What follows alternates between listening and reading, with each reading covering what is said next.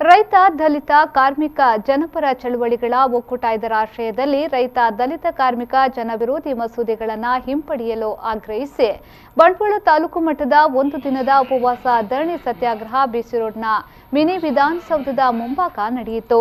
ಕರ್ನಾಟಕ ರಾಜ್ಯ ರೈತ ಸಂಘ ಹಸಿರು ಸೇನೆಯ ರಾಜ್ಯ ಕಾರ್ಯದರ್ಶಿ ರವಿಕಿರಣ ಪುಣಚ ಅವರು ಪ್ರತಿಭಟನಾಕಾರರನ್ನ ಉದ್ದೇಶಿಸಿ ಮಾತನಾಡಿ, ದೇಶದ ಪ್ರಜಾಪ್ರಭುತ್ವ ವ್ಯವಸ್ಥೆ ಅಪಾಯದಲ್ಲಿದೆ. ರೈತ ಚಳವಳಿಯ ಬಗ್ಗೆ ತಪ್ಪು ಮಾಹಿತಿ ನೀಡುವ ಕೆಲಸವನ್ನ ಆಡಳಿತಾರೂಢ ಪಕ್ಷಗಳು ಮಾಡುತ್ತಿದ್ದು, ಚಳವಳಿಯನ್ನ ಅಗೌರವದಿಂದ ಕಾಣಲಾಗ್ತಾ ಇದೆ.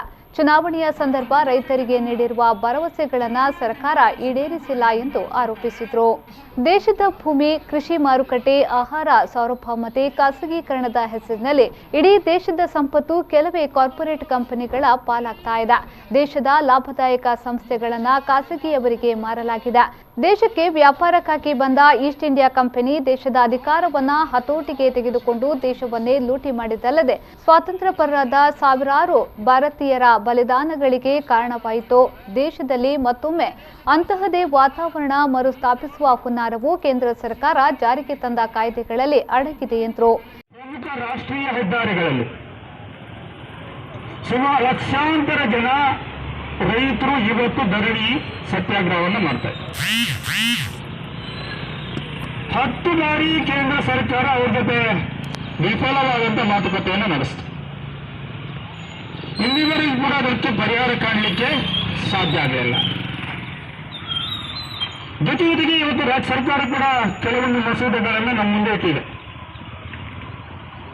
ಇದ್ರ ಬಗ್ಗೆ ನಾವು ಇವತ್ತು ಚರ್ಚೆ ಮಾಡಬೇಕಾಗಿದೆ. ಮೊದಲಿಗೆ ಇವತ್ತೇನು ಕೇಂದ್ರದಲ್ಲಿ ಆಡಳಿತ ಮಾಡ್ತಕ್ಕಂಥ ನರೇಂದ್ರ ಮೋದಿ ನೇತೃತ್ವದ ಸರ್ಕಾರ ಇದೆ, ಅವರು ಚುನಾವಣಾ ಪೂರ್ವದಲ್ಲಿ ಏನು ಭರವಸೆ ಕೊಟ್ಟಿದ್ದಾರೆ, ಚುನಾವಣೆ ನಂತರ ಯಾವ ರೀತಿಯಲ್ಲಿ ನಡ್ಕೊಂಡಿದ್ದಾರೆ ಆಡಳಿತಕ್ಕೆ ಬಂದ ನಂತರ, ಇದರ ಬಗ್ಗೆ ಸ್ವಲ್ಪ ಚರ್ಚೆ ಮಾಡಿ ಬಹುಶಃ ಇವತ್ತು ತಂದಿರತಕ್ಕಂಥ ಕರಾಳ ಕಾಯ್ದೆಗಳ ಬಗ್ಗೆ ಕೂಡ ಚರ್ಚೆ ಮಾಡಬೇಕಾಗಿದೆ ಸ್ನೇಹಿತರೆ. ರೈತ ಸಂಘದ ಪ್ರಮುಖರಾದ ಓಸ್ವಾಲ್ಡ್ ಫರ್ನಾಂಡಿಸ್, ಶ್ರೀಧರ್ ಶೆಟ್ಟಿ, ಪ್ರೇಮನಾಥ್ ಶೆಟ್ಟಿ, ರಾಯ್ ಕಾರ್ಲೋ, ವೆಂಕಪ್ಪ ಪೂಜಾರಿ, ಅಲ್ತಾಫ್ ತುಂಬೆ, ಶೇಖರ್ ಬಿ, ಸುರೇಶ್ ಕುಮಾರ್ ಬಂಟ್ವಾಳ ಮೊದಲಾದವರು ಉಪಸ್ಥಿತರಿದ್ದರು.